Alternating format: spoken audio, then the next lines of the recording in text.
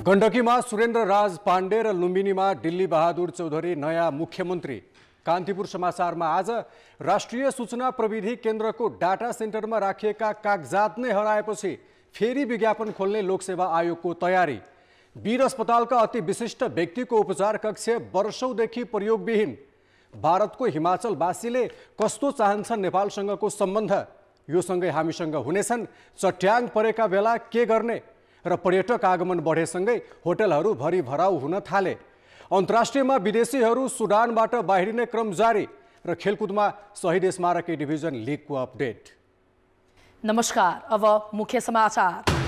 अख्तियार दुरुपयोग अनुसन्धान आयोग ऐनमा हद म्याथको व्यवस्थालाई खुकुलो पार्ने खेल। 5 वर्षको समय सीमा राखेर संशोधन गर्न खोज्नु, भ्रष्टाचारलाई बढावा दिने नियत। संवैधानिक परिषददेखि संक्रमणकालीन न्यायसम्मका विधेयक नटुङ्ग्याई अधिवेशन अन्त्यको तयारी। कांग्रेस र माओवादीले आज पनि बुझाउन सकेनन् विषयगत समितिका सदस्यको नाम। ब्याज दर घटाउने सरकारको आग्रहप्रति राष्ट्र ब्याङ्कको आपत्ति। आयात बढेर मुद्रा सञ्चित खस्कने चिन्ता, दबाब नदिन सरकार र निजी क्षेत्रलाई पूर्व गभर्नरको आग्रह। चिनिया राष्ट्रपतिले युक्रेनी समकक्षसँग गरेको वार्तालाई नेटोको स्वागत। युक्रेन द्वन्द्व अन्त्य र रुसी लक्ष्य प्राप्तिमा चालिने कदमको स्वागत गर्ने क्रेमलिनको प्रतिक्रिया। र कतारलाई 68 रनले पराजित गर्दै नेपाल एसीसी प्रिमियर कपको सेमिफाइनलमा। सन्दीपको अलराउन्ड प्रदर्शन, हङकङलाई 30 रनले हराउँदै कुवेत पनि अन्तिम 4मा।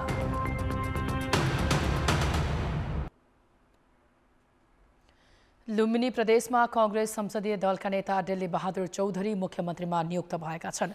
प्रदेश प्रमुख अमित शेरचनले चौधरीलाई बिहिबार संविधानको धारा 168 को उपधारा 2 अनुसार मुख्यमन्त्रीमा नियुक्त गरेका हुन्।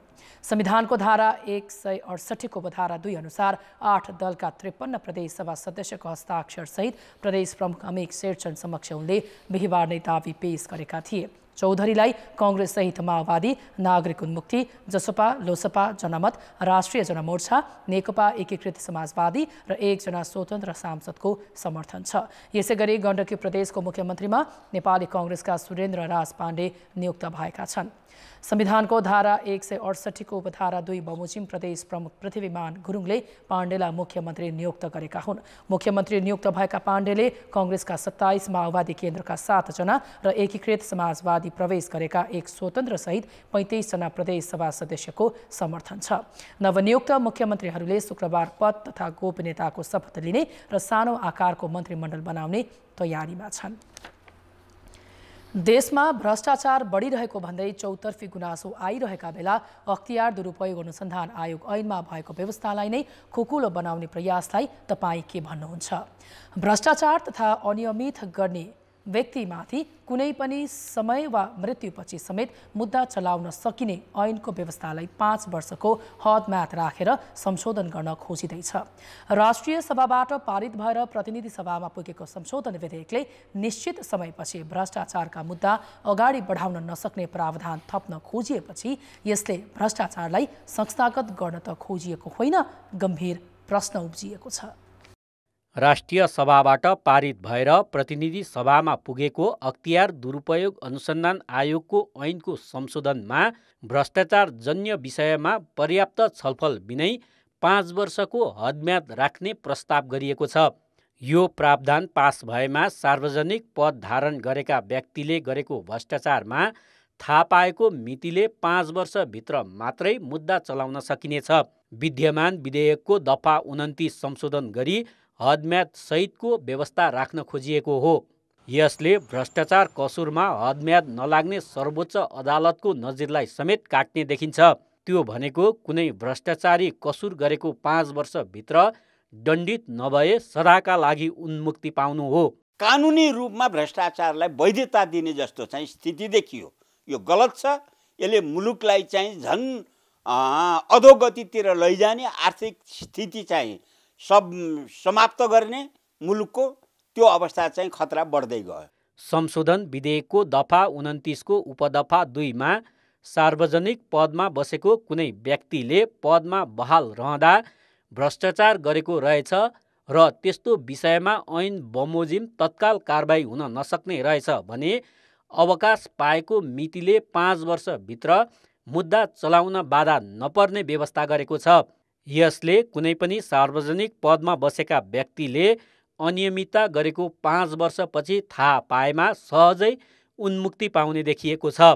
सरकारी वा सार्वजनिक सम्पत्ति हिनामिना गरी भ्रष्टाचार गरेको कसुरमा हदम्याद प्रस्ताव गरिएको छैन। संशोधन प्रस्तावप्रति सत्तारूढ दलभित्रै असन्तुष्टि छ। जुन कानुन आयो त्यसमा हामी सैद्धान्तिक छलफल गरेका छौँ, संशोधन हाल्ने तयारीमा छौँ। सरकारमा नेपाली काङ्ग्रेस भए पनि हामीलाई चित्त नबुझेका कुराहरूको हामी संशोधन राख्छौँ, संशोधन गर्छौँ।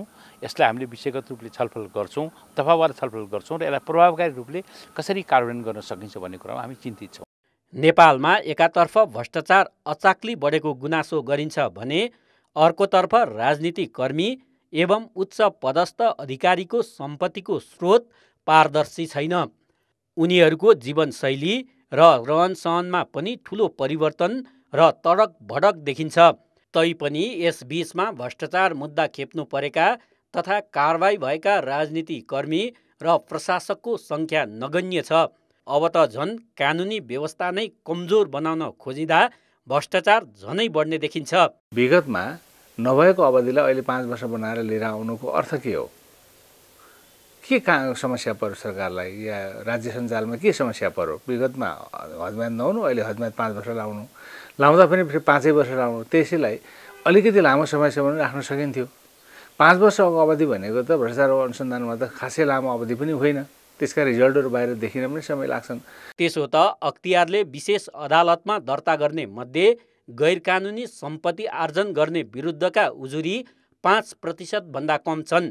अख्तियारमा अहिले 20,000 भन्दा बढी उजुरी परेकोमा 10,000 फर्चोट गर्दा 140 मुद्दा दर्ता गरेको थियो।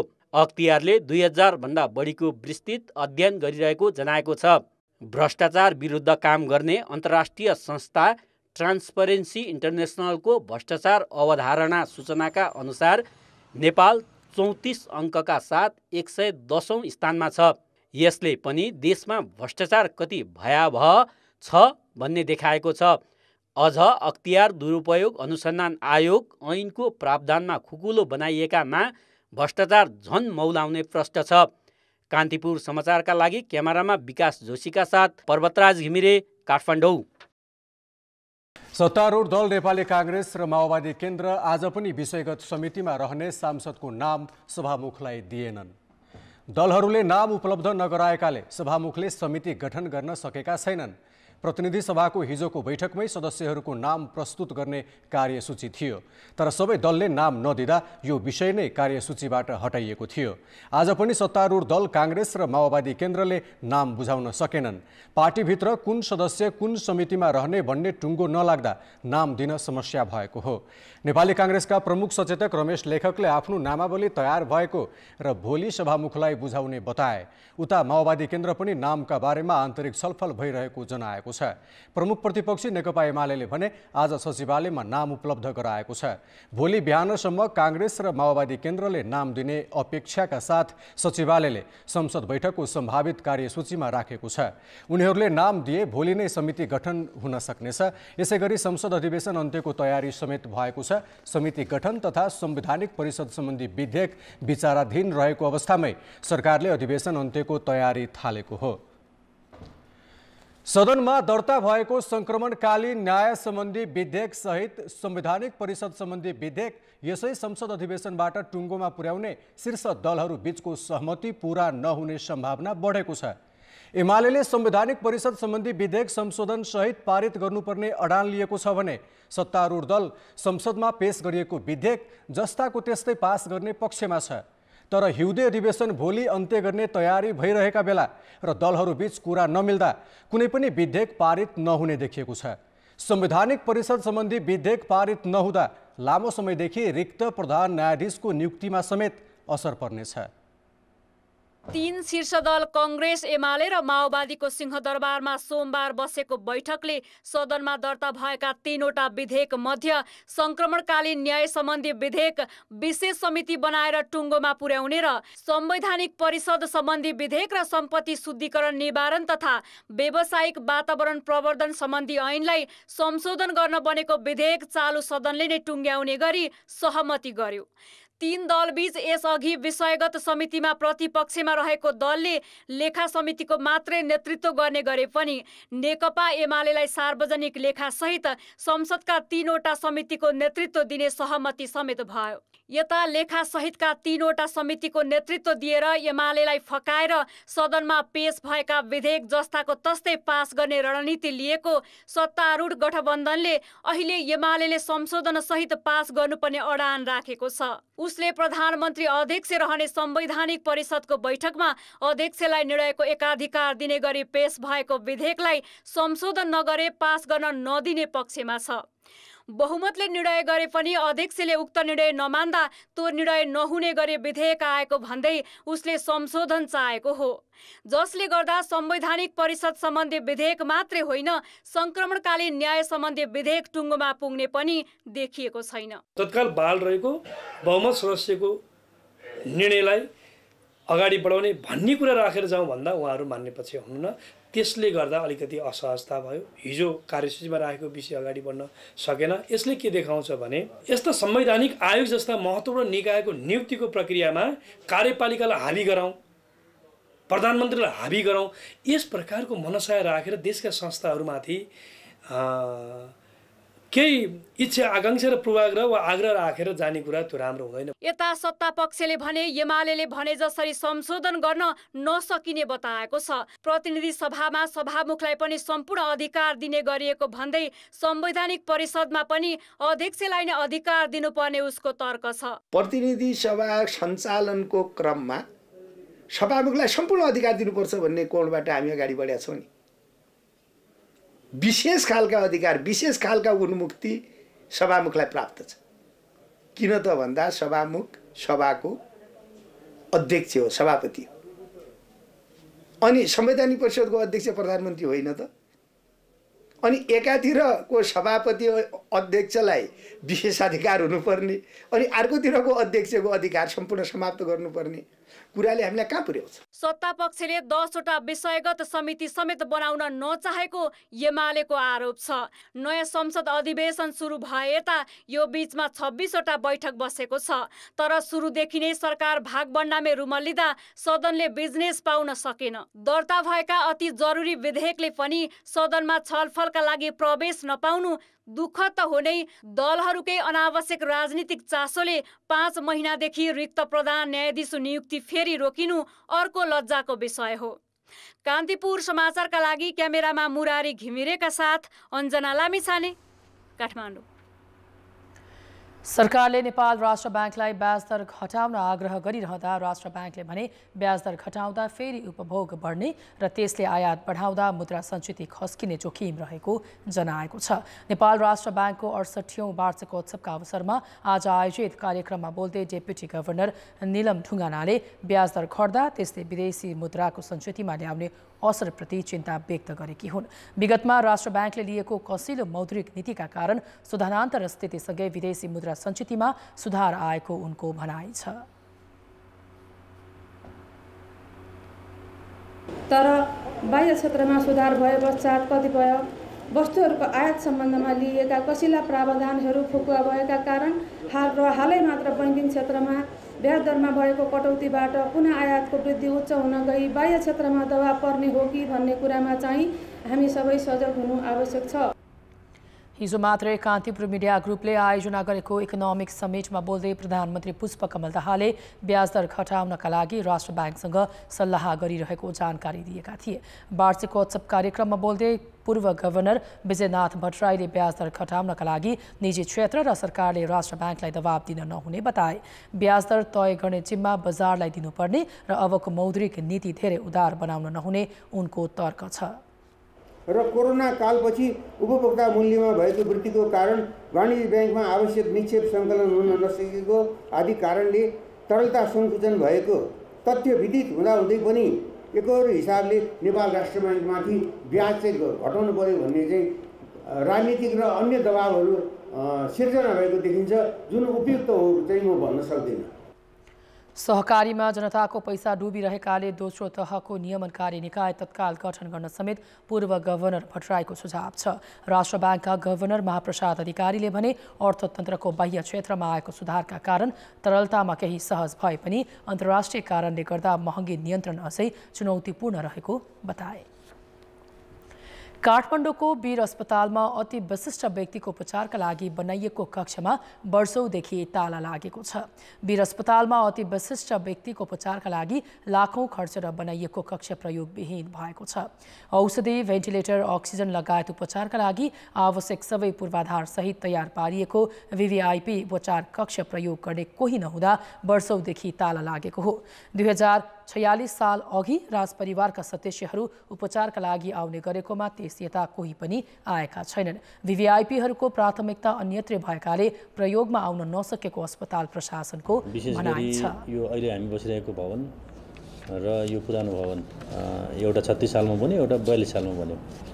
त्यस बेलादेखि नै हामीसँग VVIP कक्ष छ र समय समयमा हामीले सुनेको VVIPहरू आएर उपचार गर्नुभएको थियो, तर पछिल्लो चरण VVIPहरू चाहिँ आउनु भएको छैन, तर VIPहरू चाहिँ आइराख्नु भएको छ, उपचार लिइराख्नु भएको छ। वीरको VVIP कक्षमा बिरामी बस्ने, आगन्तुकसँग भेटघाट गर्ने, परिवारका सदस्य सुत्ने, सुरक्षाकर्मी कुर्ने तथा डाक्टर र नर्सका लागि अलग अलग कोठा छन्। सँगै रहेको VIP कक्ष भने बेला बखत प्रयोगमा छ। गत वर्ष मात्र तत्कालीन स्वास्थ्य मन्त्री र राज्य मन्त्रीका साथै योजना आयोगका सचिवले समेत VIP कक्षमा उपचार गराएका थिए। सरकारले 9 वर्ष अघि सार्क शिखर सम्मेलनका बेला 50 लाख खर्चेर वीर अस्पतालको VVIP र VIP उपचार कक्ष मर्मत गरेको थियो। मिटर ब्याज पीडितको समस्या समाधानका लागि सरकारले गठन गरेको आयोगले पीडितहरूसँग निवेदन मागेको छ। आयोगका अध्यक्ष गौरी बहादुर कार्कीले आज विज्ञप्ति जारी गर्दै वैशाख 17 देखि 31 गते भित्रमा निवेदन दिन आह्वान गरेका हुन्। पीडितले भएसम्मका सबुत प्रमाण सहित बेहोरा खुलाएर निवेदन दिन आयोगले आह्वान गरेको छ। पीडितले अनलाइन वा जिल्ला प्रशासन कार्यालयमा गएर निवेदन दिन सक्नेछन्। जुन आफ्ना परिवारका अन्याय के छ त्यो निवेदन फारममा चाहिँ कति पैसा लिएको हो, के हो, अब त्यो घटी पैसा दिएर थोरै पैसा दिएर बढीको काज गरायो, जग्गा पनि पास गरियो, बढी ब्याज दियो, सामा पनि बढी तिर्यो, त्यो तिर्दाखेरि नि तौसुक फट्टा गरेनन्, अझ मागिरहेका छ भन्ने आदि कुराहरू छ नि, त्यो सबै बेहोरा खोलाएर निवेदन दिनुहोस् भनेर हामीले निवेदन फारम बाहिर प्रकाशनमा ल्याएका छौँ। प्रत्येक जिल्ला प्रशासन कार्यालयमा मिटर ब्याज पीडित सहायता कक्ष स्थापना गरिएको आयोगले जनाएको छ। सरकारले गत चैत 20 गते पूर्व न्यायाधीश गौरी बहादुर कार्कीको नेतृत्वमा 3 सदस्यीय अनुचित लेनदेन मिटर ब्याज सम्बन्धी जाँचबुझ आयोग गठन गरेको थियो। नेकपा एमालेका फरार सांसद लक्ष्मी महतो कोइरीले आफू अस्वस्थ रहेको भन्दै संसद सचिवालयमा पत्र पठाएका छन्। हत्या मुद्दाका अभियुक्त कोइरीलाई जनकपुर उच्च अदालतले थुनामा राखेर अनुसन्धान अगाडि बढाउन आदेश दिएकोमा कोइरीले बिरामी भएको भन्दै संसद सचिवालयमा पत्र दर्ता गराएका हुन्। मधेस आन्दोलनका क्रममा सशस्त्र प्रहरीका सहायक निरीक्षक थमन विक्कको हत्या गरेको अभियोग कोइरीमाथि छ। कोइरीले केही समय अगाडि नै स्वास्थ्य उपचार विधामा भन्ने आशयको पत्र पठाएको संसद सचिवालयले जनाएको छ। सूचना नदिई लगातार 10 वटा बैठकमा अनुपस्थित हुँदा पदमुक्त हुने संवैधानिक व्यवस्थालाई छल्न कोइरीले सचिवालयमा पत्र पठाएका हुन्। आगामी वर्षको बजेट तयारीमा जुटिरहेका स्थानीय पालिकाहरूले अघिल्लो पटक प्रतिफलको मूल्याङ्कन बिनै टावर, स्वागतद्वार जस्ता अनुत्पादक क्षेत्रमा लगानी गरेकोमा आलोचना भोग्नु पर्यो। त्यसो भए स्थानीय सरकारले प्राथमिकताका आधारमा छनौट गरेका आयोजनाहरूको स्थानीय आवश्यकता र औचित्यमा कति ध्यान दिएका छन् त? स्थानीय उत्पादन र विकासमा दीर्घकालीन प्रभाव पार्ने योजनाहरूलाई प्राथमिकता दिनुपर्ने आवाज उठिरहेका बेला तत्कालीन आवश्यकता र दीर्घकालीन रणनीतिक उपयोगितालाई ध्यानमा राख्नुपर्ने विज्ञले औल्याएका छन्। पाल्पाको रैनादेवी छहरा गाउँपालिकाले 1 वडा 1 सभा हलको योजना अनुसार 7 वटाको लागि 20 लाख रुपैयाँका दरले विनियोजन गरेको थियो। स्वास्थ्य चौकी भवन नै नभएको सोही गाउँपालिकाको भुवन पोखरी 3 मा सभा हललाई पछि स्वास्थ्य चौकी बनाइयो। स्थानीय सरकारले कति आफ्नो आवश्यकता र प्राथमिकताको यथार्थ पहिचान गर्न सकेका छन्? विकासको सम्भावना भएका मौलिक क्षेत्रको सट्टा देखासिकी र वितरणमुखी योजनामा मात्र त लगानी गर्ने गरेका छैनन्। कृषि चिसान कोल्ड स्टोरहरू र कुनै पकेट क्षेत्र, कृषि कुन ठाउँमा पकेट क्षेत्र बनाउन मिल्छ त्यति ठाउँमा कृषकहरूलाई आय आर्जन गर्ने बाटोको तर्फ हाम्रो लक्ष्य पनि त्यही छ र सोचाइ पनि त्यही छ। बजेट विनियोजन पनि त्यही अनुसार अगाडि बढ्दै लिएर गएका छौँ। बजेटका तयारी गरिरहेका पालिकाहरूले सिँचाइ, शीत भण्डार वा कृषि सडक जस्ता पूर्वाधारमा ध्यान दिन सके मात्रै स्थानीय उत्पादनलाई प्रोत्साहन हुने जानकार बताउँछन्। वितरणमुखी बजेटले परिणाम र लक्ष्य दुवै प्राप्त नहुने बुझेर व्यवस्थित बसोबास र आधारभूत आवश्यकताको पहिचानमा जोड दिएका छन्। अब यो स्थानीय पालिकाहरूमा जुन व्यवस्थित सहरीकरणको आधारभूत मर्मबाट स्टेप चाल्नुपर्ने हो, उहाँहरू त्यसको कहीँ कतै नजिक पनि हुनु।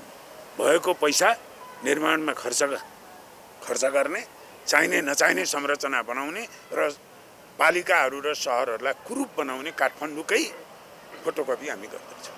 संघीय र प्रदेश राजधानीमा ठूला कार्यक्रम गर्दा सभा हलको आवश्यकता पर्छ, तर रूपन्देहीमा 1 अर्ब 11 करोड खर्चिएर बनाइएको सभा हल र ललितपुरको गोदावरीमा निर्मित सभा हलको अधिकतम उपयोग गर्न सकिएको छैन।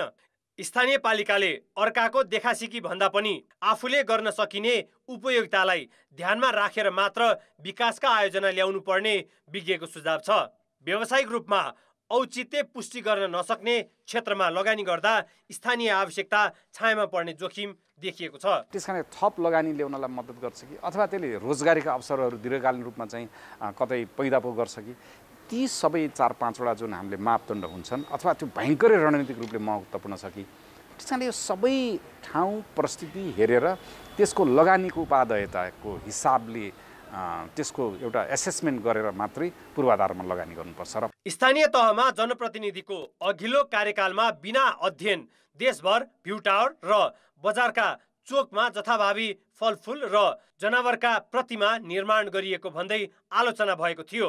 स्थानीय जनप्रतिनिधिहरूले जनताबाट उठाएको करलाई आवश्यक र प्रत्युत्पादनमूलक क्षेत्रमा लगानी नगरे देशकै दीर्घकालीन विकासमा टेवा पुर्याउन सक्ने देखिन्न।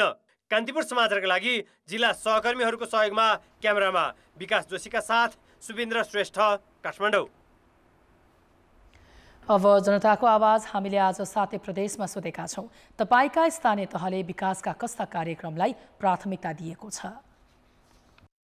जनताको आवाज। केहीमा पनि विकास यताउता कुनै पनि काम कहीँ गरेको देखिँदैन। केही कामहरू चाहिँ सडक निर्माणमा चाहिँ भए जस्तो देखिन्छ। स्ल्याब र नालाहरू मात्रै बन्दै गइरहेको चाहिँ देखिएको छ, त्योभन्दा बढी चाहिँ छ जस्तो मलाई लाग्दैन। विशेष गरी भौतिक पूर्वाधारको कामलाई नै बढी चाहिँ फोकस गरे हो कि जस्तो लाग्छ। वडा सरकारले चाहिँ फोहोर व्यवस्थापनमा कुनै पनि क्रियाकलापहरू गरेको हालसम्म छैन। जुन कार्यमा बढी कमिसन बच्ने त्यस्ता कार्यलाई प्राथमिकता दिएर अहिलेको स्थानीय सरकारहरूले ज्यादा काम गरेको देखिएको छ। शैक्षिक विकासको लागि चाहिँ स्थानीय सरकारले पाठ्यपुस्तकहरू चाहिँ निर्माण गरिराखेको देखेको छु। सडक निर्माण लगायतका कामहरूमा प्राथमिकतामा राखेको छ।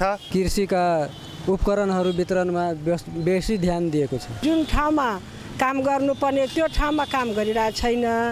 जुन ठाउँमा काम मठ मन्दिरमा बढी काम भइरहेछ। गरिबका रेखामुनि बसिएका जो सोकमवासी छन् तिनको लागि एकदमै कदम चालिएको छ। चारैतिरको रोडलाई ग्राह्यता दिएको छ। शिक्षा, स्वास्थ्य र रोजगारीलाई बढी प्राथमिकता दिएको जस्तो लाग्छ मलाई। विभिन्न भौतिक निर्माणका कामहरू र जनशक्ति विकासका कामहरू गरिरहेको छ। शिक्षा, स्वास्थ्य अनि अरू सुरक्षाका पक्षहरूलाई पनि ध्यान दिएको छ। राजनीतिक कार्यकर्ता भर्ती हुने खालको अझ विशेष विकास गरेको छ। जनताको कामलाई प्राथमिकता दिनुभन्दा पनि आफ्नो कामलाई प्राथमिकता दिँदै हिँडे जस्तो मान्छु मैले। विभिन्न वडाका चाहिँ विभिन्न ठाउँहरूमा चाहिँ बाटो चाहिँ पुग्दैछन्। जनताको चाहिँ काम गर्ने त्यत्तिकै हो, जहाँबाट मोटो रकम आउँछ त्यही लगानी गर्ने गरेका छन्। चुनाव जितेर गएको 6 महिना भइसक्यो, अहिलेसम्म त केही पनि गरेर जस्तो लागिरहेन।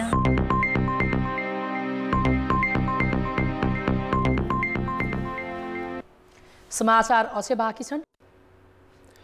लोकसेवा आयोगको वेबसाइटमा परीक्षार्थीले भरेका अनलाइन आवेदनको कागजात सरकारी डाटा सर्भरबाटै हराएपछि आयोगले फेरि विज्ञापन खोल्ने तयारी गरेको छ। डाटा सेन्टरबाट झन्डै 60वटा सरकारी निकायका डाटा हराएको छ। प्राविधिक र अप्राविधिक नायब सुब्बा र स्वास्थ्य सेवाको 5औं तहको पुनः विज्ञापन गर्ने आयोगको तयारी छ। लोकसेवा आयोगले अनलाइनबाटै आवेदन लिने गरेको छ। 2079 साल मङ्सिरदेखि माघसम्म आह्वान गरिएको दरखास्तहरूको डाटा हराएको हो। आयोगको वेबसाइटमा दर्ता भएका आवेदनहरू सिंहदरबार स्थित राष्ट्रिय सूचना प्रविधि केन्द्र माथतको डाटा सेन्टरमा मात्र थियो। यो नै हराएपछि नयाँ 16,000 आवेदकले फेरि फारम भर्नुपर्नेछ। दस्तुर तिरेको तथ्याङ्क सुरक्षित रहेकाले त्यसै आधारमा फेरि नयाँ दरखास्त भर्न लगाउने आयोगको तयारी छ। आधारमा उम्मेदवारहरूलाई एउटा चाहिँ निश्चित समय दिएर चाहिँ दरखास्त भर्ने अथवा त्यो सिस्टम त्यहाँ अलरेडी डेभलप गर्ने टेम्प्लेटहरू बनाएर उहाँहरूले चाहिँ त्यो क्लिक गरेर विज्ञापनहरू सबैमा क्लिक गरिसकेपछि त्यो दरखास्तको हाम्रो अलरेडी छ, त्योसँग टाइअप गरेर हामीले त्यसरी चाहिँ लिने गरी चाहिँ हामी अगाडि बढ्ने कि भन्ने हाम्रो आन्तरिक चाहिँ छलफल चाहिँ भएको छ। सकेसम्म उम्मेदवारलाई चाहिँ धेरै दुःख पनि नहोस्, कठिन उहाँहरूले चाहिँ समस्या किन पैसा तिरिसकेको छ फेरि फिर्ता लिएर फेरि चाहिँ गर भन्दाखेरि उहाँहरूलाई पनि समस्या हुने अवस्था हुन्छ। 2 महिनाको अथक प्रयासपछि पनि केन्द्रले डाटा रिकभरी गर्न सकेको छैन। आयोगले वैशाख 12 गते आयोगले पत्राचार गरेर डाटा रिकभरीको प्रयास जारी रहे पनि कहिले कति मात्रामा रिकभरी हुने हो त्यो यकिन नभएको बताएको छ। केन्द्रका प्राविधिकहरूले एक सातामा रिकभर गर्न सकिने भन्दै प्रयास थालेका थिए, तर 2 महिना बितिसक्दा पनि भएको छैन। ब्याकअप भएको भए त थोरै डाउन टाइम लिएर हामी रिकभर गर्न सकिहाल्थ्यौँ। त्यही भएर अहिले चाहिँ हाम्रो चाहिँ त्यही डिस्ककै रिकभरी नै हो। अहिले हामीले देखेको मेथड चाहिँ त्यो अहिले पनि रनिङ नै छ रिकभरी होइन, फाइल पनि देखिया छ। अब त्यो प्रोसेस कम्प्लिट नहुन्जेलसम्म हामीले यही नै फाइल भेट्यो यसरी नै रिकभरी हुन्छ भनेर चाहिँ अलिकति भन्न गाह्रो छ। अब सायद हामी चाहिँ होपफुल छौँ 2-4 दिनमै त्यसको रिजल्ट आउँछ कि भन्ने। राष्ट्रिय सूचना प्रविधि केन्द्रले काठमाडौँको सिंहदरबारमा एकीकृत डाटा सेन्टर र हेटौडामा डिजास्टर रिकभरी सेन्टर सञ्चालन गरेको छ। तर कहिले सर्भर डाउन हुने त कहिले सरकारी वेबसाइटका डकुमेन्टहरू हराउने भएपछि केन्द्रको सेवामाथि प्रश्न उठ्ने गरेको छ।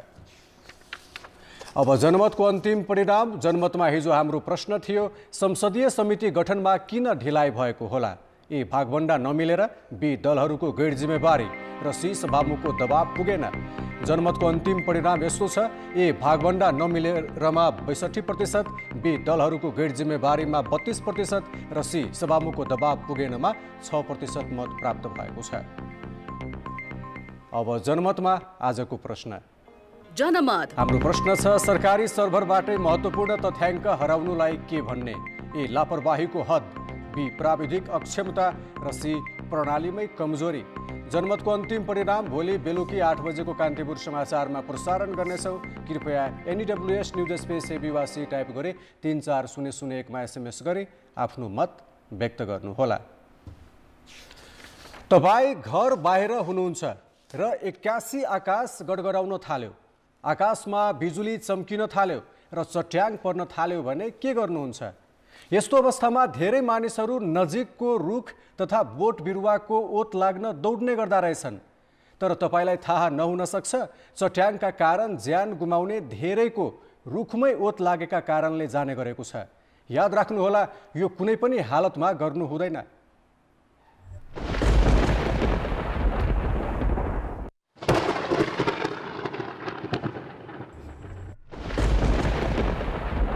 बादल र जमिन बीच कम दूरी रहेको स्थानमा चट्याङको जोखिम बढी हुन्छ। चट्याङ के हो र कसरी पर्छ त? बादलभित्र जब पानीका कणहरू बाष्पीकरणबाट माथि जाने क्रममा सेलाउँछन्, बरफका ससाना कण हुँदै माथि उड्छन्, हलुका कणहरू माथि जान्छन् र केही उचाइमा गइसकेपछि त्यहाँभन्दा माथि तलको गुरुत्वाकर्षणको कारणले त्यहाँभन्दा माथि नगइकन ती कणहरू त्यही वायुमण्डलमै फैलिन थाल्छन्। अनि बिस्तारै एक आपसमा ठोकिँदा ती गरौँ हुन आउँछन्। पानीका यो बरफका कणहरू गरौँ हुन्छन्। गरौँ कण चाहिँ तल आउन थाल्छ। हलुका कण माथि जाने क्रममा एक आपसमा घर्षणपछि त्यहाँ चाहिँ विद्युतीय चार्ज उत्पन्न हुन्छ। एउटामा ऋणात्मक चार्ज आउँछ, एकापट्टि ऋणात्मक चार्ज जम्मा हुन्छ, अर्कोपट्टि चाहिँ धनात्मक चार्ज। जब ठुलो मात्रामा ऋणात्मक चार्ज र धनात्मक चार्ज बाँडिन्छन् बादलभित्र, त्यहाँ एउटाले अर्कालाई ऋणात्मक र धनात्मकले एकअर्कामा आकर्षण गर्छन्।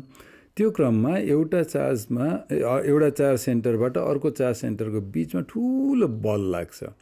त्यो बलको कारणले एक ठाउँ जम्मा भएको चार्ज चाहिँ अर्कोतिर बग्न बाध्य हुन्छ। त्यो बगाइ नै के हो, विद्युतीय चार्जको फ्लो हो, त्यो चाहिँ चट्याङ हो। नेपालमा हरेक वर्ष चट्याङबाट आगलागी भई हुने भौतिक क्षतिले ठुलो धनराशि नोक्सान हुन्छ। वैशाख 1 देखि हालसम्म 15 ठाउँमा चट्याङ पर्दा 1 जनाको मृत्यु भएको छ, 21 जना घाइते भएका छन्। चट्याङबाट वर्षेनी सरदर 100 जनाको मृत्यु हुन्छ भने 300 जना घाइते हुने गरेका छन्। 2070 देखि 2079 सालसम्म नेपालमा 2177 वटा चट्याङका घटना भएका छन्। यस बीचमा 901 जनाले ज्यान गुमाएका छन्। 2119 जना घाइते भएका छन्। वस्तुभाउ र भौतिक क्षति पनि ठुलो मात्रामा भएको छ। जुन वर्षहरूमा हावाहुरीका बढी चल्छ त्यो वर्षहरूमा चाहिँ यो चट्याङका घटनाहरू बढी हुने गरेका छन् र यसबाट मान्छे घाइते हुने, मान्छेको चाहिँ ज्यानै जाने अनि घर चौपाया लगायतका सम्पत्तिहरू नाश हुने लगायतका पनि कुराहरू हुने गरेका छन्। नेपालमा मानवीय क्षतिको दोस्रो मुख्य कारक चट्याङ भए पनि यसबाट जोगिन पर्याप्त सावधानी अपनाइएको पाइँदैन। चट्याङ पर्नबाट रोक्न सकिन्न, तर क्षति न्यूनीकरण गर्न सकिन्छ। चट्याङबाट बच्न पनि सकिन्छ। जोगिने उपाय अपनाउनु पर्यो। भौगोलिक अवस्थितिका कारण चट्याङको दृष्टिले संसारकै 4 जोखिममुक्त क्षेत्रमध्ये नेपाल पनि पर्छ। विश्वका अधिकांश देशसँग कहाँ र कुन समयमा चट्याङ पर्न सक्छ भन्ने जानकारी पहिले नै दिन सक्ने प्रविधि छ, तर नेपालमा चट्याङको सामान्य प्रक्षेपण गर्ने प्रविधि समेत छैन। कान्तिपुर समाचारका लागि क्यामेरामा विनोद कोजुका साथ प्रकाश बम, काठमाडौँ।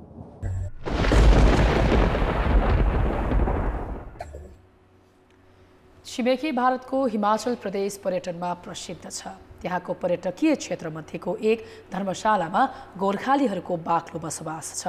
चीनले तिब्बतलाई नियन्त्रणमा लिएपछि दलाई लामाले शरण लिएको त्यही धर्मशालामा 200 वर्षभन्दा पहिलेदेखि बसोबास गर्दै आएका गोर्खालीहरूका पुर्खा भने नेपालबाट पुगेका हुन्। कान्तिपुर टेलिभिजनका नयाँ दिल्ली संवाददाता राजेश मिश्रले हिमाचल पुगेर तयार पारेको यो रिपोर्ट।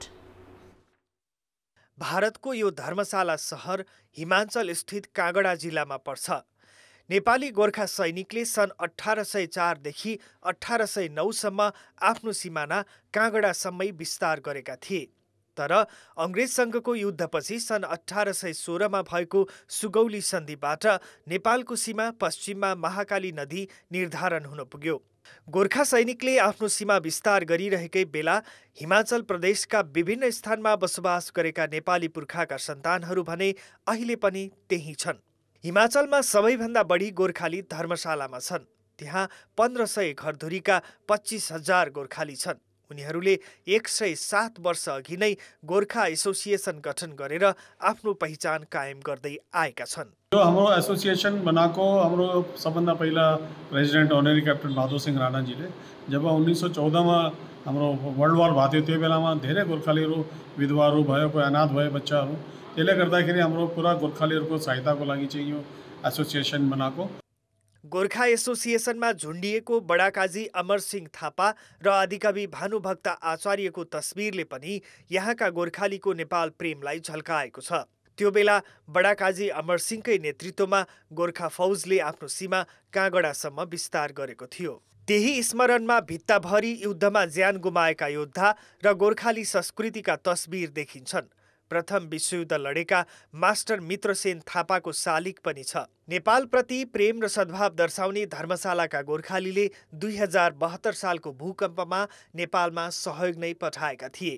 हाम्रो गोर्खालीको यताको जति पनि बसोबास गरेछ तिनीहरूको मातृभूमि त पुरानो हाम्रो पुर्खाहरूको त नेपालमै नै हो। और हामीहरूको जो छ यता हो, लेकिन हाम्रो दिनमा यही खुन त हाम्रो गोर्खाकै नै छ नि। धेरैजसो सैनिक पृष्ठभूमिका गोर्खा परिवारका युवा हाल सैन्य भर्ती भन्दा आइटी, मेडिकल, सरकारी सेवा लगायतका क्षेत्रमा आकर्षित देखिन्छन्। गोर्खालीलाई अल्पसंख्यक समुदायमा राखेर भारत सरकारले सरकारी सेवामा आरक्षण समेत दिएको छ। बच्चाहरू जो छ ऊ आजकल आर्मीमा जान खोज्दैन, किन पढी लेखेका छ, कोही डक्टर छ, कोही यो एसडीएम उसमा गइरहेछ, हाई लेभलमा गइरहेछ, किन कम्प्युटराइज जमाना छ। भारतको राजनीति, प्रशासन र सामाजिक तथा निजी क्षेत्रमा स्थापित भइसकेका धर्मशालाका गोर्खालीहरू कामकाजमा हिन्दी र अरू भाषा बोले पनि घरमा नेपाली नै बोल्छन्। नेपाल र भारतबीच सुमधुर सम्बन्ध उनीहरूको सधैँको अपेक्षा हो। समाचार अझै बाँकी छन्। अर्थ र विकास। झन्डै 11 लाख जनालाई प्रत्यक्ष अप्रत्यक्ष रूपमा रोजगारी दिएको नेपालको पर्यटन क्षेत्र कोरोना महामारीका कारण 2 वर्षसम्म धराशायी अवस्थामा रह्यो। तर अघिल्लो वर्षदेखि पर्यटक आगमनमा वृद्धि भएसँगै यो क्षेत्रमा केही सुधार देखिएको छ। 2023 को 4 महिनामा 3 लाख हाराहारीमा पर्यटक भित्रिसकेका छन् भने अहिले राष्ट्रिय स्तरकादेखि अन्तर्राष्ट्रिय चेन होटल समेत पर्यटकले भरि भराउँछन्। गत वर्षदेखि चलायमान हुन थालेको नेपालको पर्यटन क्षेत्रमा सन् 2023 देखि उल्लेख्य सुधार आएको देखिन्छ। गत वर्ष झन्डै 6 लाख पर्यटक नेपाल भित्रिएपछि व्यवसायले राम्रै राहत महसुस गरेका थिए। यस वर्ष जनवरी यता मात्रै झन्डै 3 लाख पर्यटक नेपाल भित्रिसकेका छन्। पर्यटक आगमन बढेसँगै हिमाल आरोहण गर्नेको सङ्ख्या समेत बढ्दो छ। यो सिजनको हालसम्म 1046 जनाले हिमाल आरोहणको अनुमति लिइसकेका छन्। त्यस्तै तारे होटलदेखि अन्तर्राष्ट्रिय चेन होटलसम्म पर्यटकले भरि भराउँछन्। राष्ट्रिय स्तरका साना होटलमा 80% र अन्तर्राष्ट्रिय चेन होटलमा 90% अकुपेन्सी छ। खर्च गर्ने वर्गको चाहिने माउन्टेनियर नेपालमा जति पनि आउँछ त्यो 60-70% हाम्रो म्यारिटमै बस्छ। त्यसकारण अहिले हामीहरूको चाहिने अकुपेन्सी त 80+ चलिरहेको छ, 80-90 चल्छ। र अहिले मुख्य चाहिने त्यो माउन्टेन भनेको त संसारका सबै मुलुकको आउँछ होइन। र कोभिड पछिको जुन तपाईँले प्रश्न गर्नु हो, कोभिड पछि चाहिँ अलिकति नेपालमा व्यापार पनि सुरु भएको छ र जुन 2 वर्ष चाहिने सभा समारोह होइन, मान्छेको बिहा पार्टी भोज भतेर गर्न पाएको थिएन, त्यो पनि एकैपल्ट आएको बेलामा अहिले चाहिने राम्रो छ। अहिले ठमेलमा सरदरमा हाम्रो उसमा एक्ज्याक्ट आँकडा त होइन, 80% को हाराहारीमा चाहिँ अकुपेन्सी छ। ठमेलका होटलहरूमा 80% को सरदरमा, कुनै चाहिँ अब 95 होला होइन, कुनै चाहिँ अब 60 होला, तर सरदरमा हेऱ्यो भने 80 को एभरेजमा छ। विगतमा विदेशी पर्यटकको मात्र गन्तव्य बन्ने गरेका ठुला होटल बुकिङ गर्ने नेपालीको सङ्ख्या पनि बढ्दो छ। यसबाट पर्यटन व्यवसाय उत्साहित देखिन्छन्। डाटा हेर्दा एउटा इन्ट्रेस्टिङ कुरा के आएको छ भने झन्डै 20-25% त आन्तरिक पर्यटनहरू पनि छ। नेपालीहरू पनि अब 5 स्टार होटलमा बस्ने, विकएन्ड मनाउने यहाँ 5 स्टारमा आएर र आफ्नो बर्थडे पार्टीहरू गर्ने, विभिन्न कार्यक्रमहरू गर्ने, पाहुनाहरूलाई गिफ्टको रूपमा चाहिँ होटलको रुमको चाबी दिने यस्तो चलन चलेको हुनाले गर्दाखेरि नेपालीहरूको पनि उल्लेखनीय छ। र अर्को नयाँ मार्केट बढिरहेको बङ्गलादेशीहरू पनि आएर चाहिँ उनीहरूको चाहिँ बढिरहेको छ। पर्यटन क्षेत्रलाई नेपालको आर्थिक विकासको प्रमुख आधारको रूपमा लिएको छ। तर अर्थतन्त्रमा यसको योगदान बढाउन गुणस्तरीय पर्यटक भित्र्याउने, औषध बसाई लम्ब्याउने र उनीहरूले गर्ने खर्चको विवरण राख्ने जस्ता व्यवस्था सरकारले अझै गर्न सकेको छैन। कान्तिपुर समाचारका लागि क्यामेरामा हेम पर्साईका साथ भरत रावल, काठमाडौँ। चीनिया राष्ट्रपति सी जिनपिङ र युक्रेनी राष्ट्रपति भोलोदिमिर जेलेन्स्की बीच भएको टेलिफोन वार्ताको नेटोले स्वागत गरेको छ। आज आयोजित पत्रकार सम्मेलनमा नेटो महासचिव एन्स स्टोल्टेनबर्गले वार्ताको स्वागत गर्दै नेटोले प्रतिबद्धता जनाएका सबै सैन्य सामग्री युक्रेनलाई उपलब्ध गराइसकेको बताए। वार्तालाई अमेरिका र युरोपले पनि स्वागत गरेको कियवले जनाएको छ। जेलेन्स्कीले 1 घण्टा लामो फोन वार्तालाई लामो र अर्थपूर्ण भनेका छन् भने राष्ट्रपति सीले युक्रेनी खाद्यान्न निर्यातबारे सहयोगका विषयमा कुराकानी भएको जनाएका छन्। चीनले आफू सधैँ शान्तिको पक्षमा रहेको जनाएको छ। यसैबीच रुसी विदेश मन्त्रालयका प्रवक्ता दिमित्री पेस्कोभले युक्रेन द्वन्द्व अन्त्य र रुसको लक्ष्य प्राप्तिका लागि चालिने कदमको स्वागत गरिने बताएका छन्। समाचार अझै बाँकी छन्। खेलकुद समाचार। कान्तिपुर खेलकुद समाचारमा स्वागत छ। सन्दीप लामिछानेको अलराउन्ड प्रदर्शनमा एसिसी मेन्स प्रिमियर कपमा नेपालले कतारलाई 68 रनले हराउँदै समूह A को विजेता बनेको छ। नेपालको जितमा सन्दीपले अलराउन्ड प्रदर्शन गर्दै सर्वाधिक 32 रन बनाउँदा 5 विकेट लिए। समूह चरणको अन्तिम खेल तुलनात्मक रूपमा कमजोर प्रतिद्वन्दी मानिएको कतार विरुद्ध खेलेको नेपालको ब्याटिङ प्रदर्शन निकै कमजोर रह्यो। टियु क्रिकेट मैदानमा टस हारेर पहिले ब्याटिङको निम्तो पाएको नेपाल 46.2 ओभरमा सबै विकेट गुमाएर 157 रनमा अल आउट भएको हो। कुशल भुर्तेलले 2 र भीम सार्कीले 6 रन बनाए। तेस्रो विकेटका लागि कप्तान रोहित पौडेलले आसिफ शेखसँग 48 रनको साझेदारी गरेका थिए। तर आसिफ 19 र रोहित 27 रनमा आउट भएपछि नेपालको इनिङ्स धराशायी भयो। सोमपाल कामी 11, कुशल मल्ल 3, आरिफ शेख 11, दिपेन्द्र सिंह ऐरी 12, गुलसन झा 7 रनमा पेभिलियन फर्किएपछि नेपाल 111 रन बनाउँदा 9 विकेट गुमाएको कठिन अवस्थामा थियो। तर अन्तिम विकेटका लागि सन्दीप लामिछाने र ललित नारायण राजवंशीले 46 रनको साझेदारी गरेपछि नेपालले 150 रनको आँकडा पार गरेको हो। ललित 1 रनमा आउट हुँदा सन्दीपले 58 बलमा 6 चौका सहित 42 रनको अभिजित पारी खेले। अमिर फारूकले 4 विकेट लिए। 158 रनको सामान्य लक्ष्य पछ्याएको कतारको इनिङ्स नेपालको कसिलो बलिङ सामु निरीह हुँदा 25 ओभर 1 बलमा 89 रनमा अल आउट हुन पुग्यो। जाहिर इब्राहिम र खुरम शहजादले बनाएको 15 रन टिमका लागि सर्वाधिक स्कोर रह्यो। अमिर फारूकले 14 रन हाने। बाँकी ब्याटरले दोहोरो अङ्कको स्कोर बनाउन सकेनन्। सन्दीपले 9 ओभर 1 बल फाल्दा 14 रन खर्चिएर 5 विकेट लिएका हुन्। ललित राजवंशीले 2, सोमपाल कामीले 3 विकेट हात पारे। हङकङलाई 30 रनले पराजित गर्दै कुवेत एसिसी मेन्स प्रिमियर कपको सेमिफाइनल प्रवेश गरेको छ।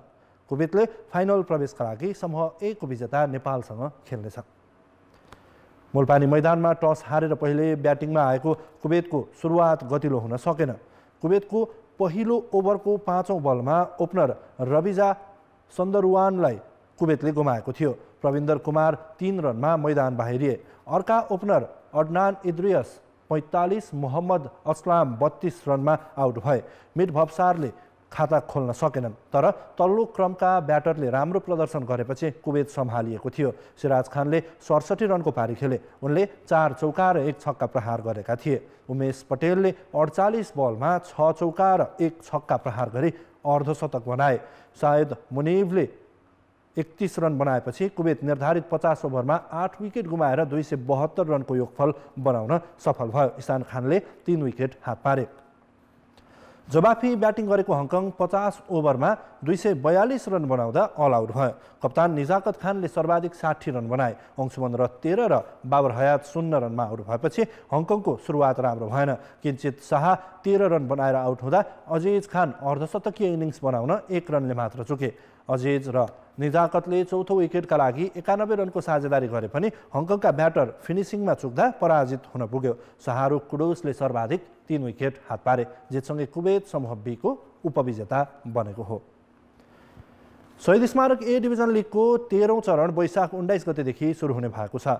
प्रतियोगिताको दोस्रो लेगको पहिलो खेल जाउलाखेल युथ क्लब र नेपाल पुलिस क्लब बीच हुनेछ। अखिल नेपाल फुटबल सङ्घ एन्फाले आज लिगको बाँकी 13 चरणको तालिका प्रकाशित गरेको हो, जसअनुसार लिग जेठ 27 गते सकिनेछ। 27 गते साँझ जाउलाखेल युथ क्लब र 3 स्टार क्लब बीच लिगको अन्तिम खेल हुनेछ। 19 गते अर्थात् पहिलो दिन रेलिगेसन जोनको हिमालयन शेर्पाले दोस्रो स्थानको 3 स्टारसँग खेल्नेछ। 13औं चरणमै उपाधि होडको मनाङ मर्स्याङदी र मचिन्द्र बीचको खेल हुनेछ। खेल वैशाख 21 गते दिउँसो 3 बजे दशरथ रङ्गशालामा खेलाइनेछ। यस्तै बहुचर्चित मनाङ र 3 स्टार बीचको दोस्रो लेग वैशाख 30 गते दिउँसो 3 बजे च्यासल मैदानमा हुनेछ। लिग सकिएसँगै नेपालले जुन 21 देखि भारतमा हुने साफ च्याम्पियनसिपको तयारी थाल्नेछ।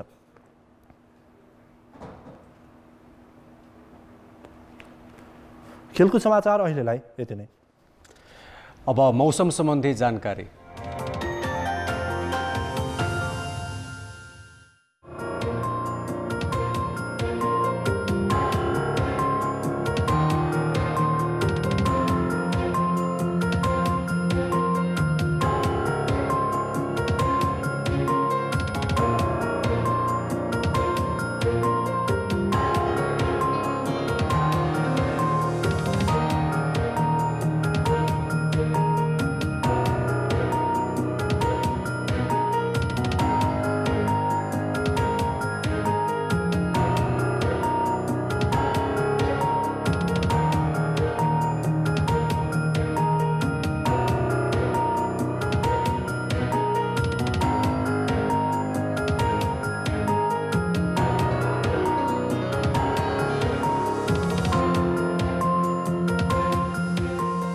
कान्तिपुर समाचार अहिलेलाई सकियो।